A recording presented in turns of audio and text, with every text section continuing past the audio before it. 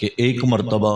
حضرت سیدنا علی المرتضیٰ شیر خدا کرم اللہ وجہہ الکریم کی طبیعت ناساز ہو گئی، آپ بیمار پڑ گئے۔ اس بات کی خبر حضرت سیدنا ابو بکر صدیق رضی اللہ تعالی عنہ کو ہوئی تو آپ نے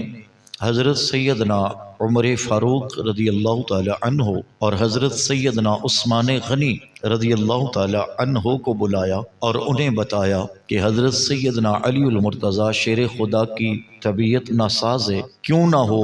کہ ہم تینوں محبت کے ساتھ اکٹھے ہو کر ان کے گھر چلیں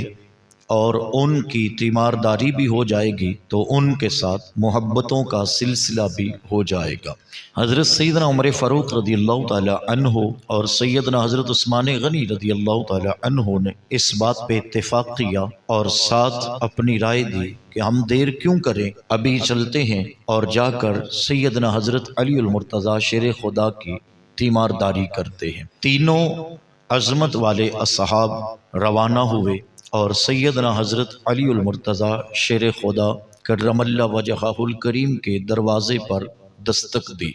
اس وقت سیدنا حضرت علی المرتضیٰ شیر خدا کی طبیعت میں کافی حد تک بہتری تھی تو آپ نے دروازہ کھولا تو اپنے دروازے پر تینوں عظمت والے اصحاب کو دیکھا تو حضرت سیدنا علی المرتضیٰ شیر خدا کا چہرہ خوشی سے چمک اٹھا اور تینوں اصحاب کو خوش آمدید کہا اور اپنے گھر میں لا کر بٹھایا اور ان سے محبت کی باتیں ہونے لگی۔ اب سیدنا حضرت علی المرتضیٰ شیر خدا کرم اللہ وجہہ الکریم نے یہ چاہا کہ جس قدر عالی مرتبت میرے مہمان آئے ہیں اس قدر ہی ان کی ضیافت بھی ہونی چاہیے۔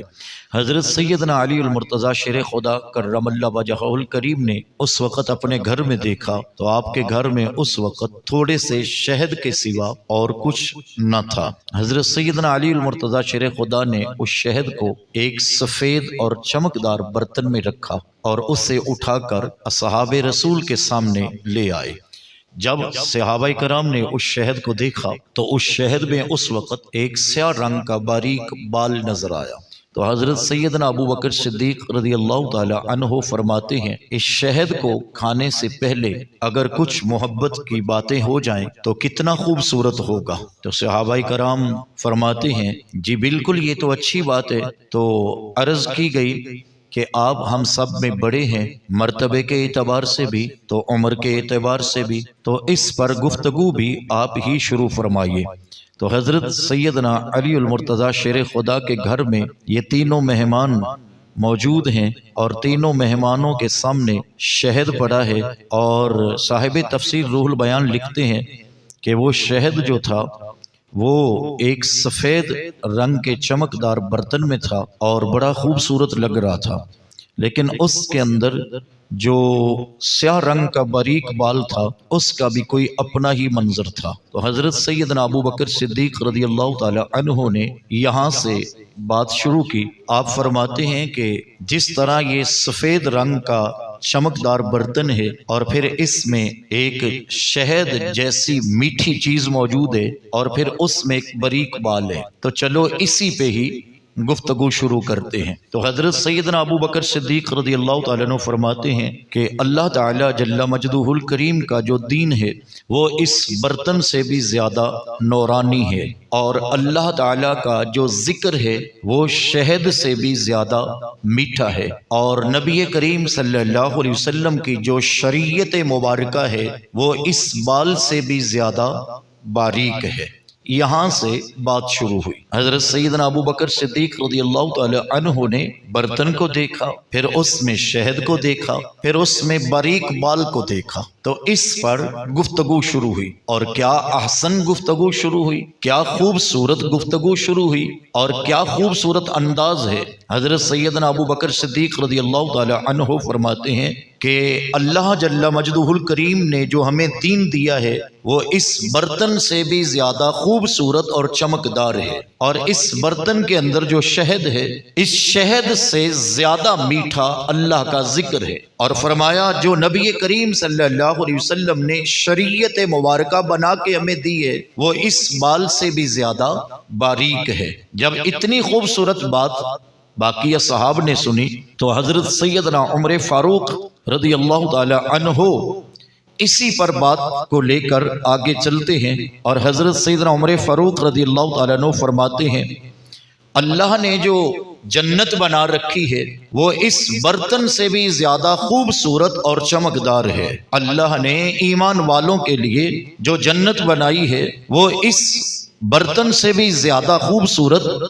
اور چمکدار ہے، اور فرمایا جو جنت کی نعمتیں ہیں وہ اس شہد سے بھی زیادہ میٹھی ہیں، اور تیسری بات ارشاد فرمائی اس جنت میں جانے کے لیے جو پل صراط ہے وہ بال سے بھی زیادہ باریک ہے۔ چونکہ کلام اسی پہ شروع ہوا تھا، برتن خوبصورت ہے، پھر اس میں شہد میٹھا ہے، پھر اس شہد میں اتفاقی طور پر بال بھی باریک ہے، تو یہاں سے تکیہ کلام شروع ہوا ہے۔ جب یہ بات حضرت سیدنا عمر فاروق رضی اللہ تعالی عنہ نے کی تو حضرت سیدنا عثمان غنی رضی اللہ تعالی عنہ فرماتے ہیں سنیے پھر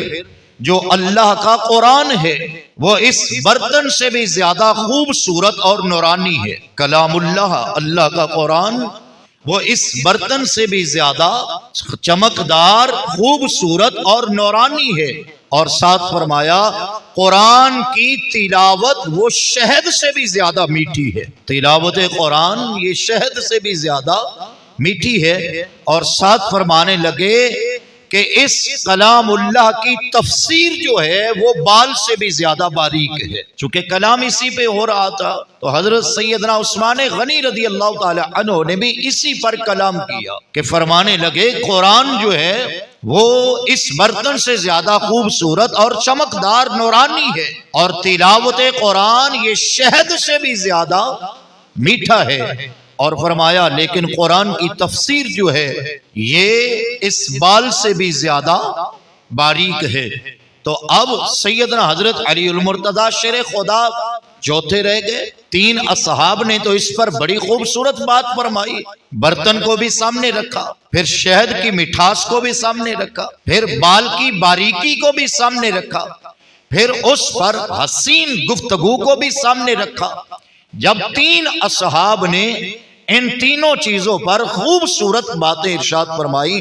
تو اب سیدنا حضرت علی المرتضی شیر خدا کرم اللہ وجہہ الکریم آپ فرمانے لگے کہ میرے گھر میں آنے والے یہ مہمان اس برتن سے بھی زیادہ سونے بھی ہیں، چمکدار بھی ہیں، نورانی بھی ہیں۔ یہ سیدنا حضرت علی المرتضی شیر خدا کرم اللہ وجہہ الکریم حضور علیہ السلام کے اصحاب یعنی سیدنا حضرت ابو بکر صدیق، حضرت سیدنا فاروق اعظم، سیدنا حضرت عثمان غنی رضی اللہ تعالیٰ عنہ کی عظمت و شان شیر خدا کرم اللہ وجہہ الکریم اپنی زبان سے بیان کرتے ہوئے فرماتے ہیں کہ میرے گھر میں آنے والے یہ مہمان ان کے چہرے اس برتن سے زیادہ خوبصورت اور چمکدار ہیں، اور ان کی باتیں شہد سے زیادہ میٹھی ہیں، اور ان کا دل محبت مصطفیٰ میں بال سے بھی زیادہ باریک ہے۔ یہ صحابہ کرام علیہم الرضوان کی آپس میں محبت ہوتی تھی، اور صحابہ کرام علیہم الرضوان اس قدر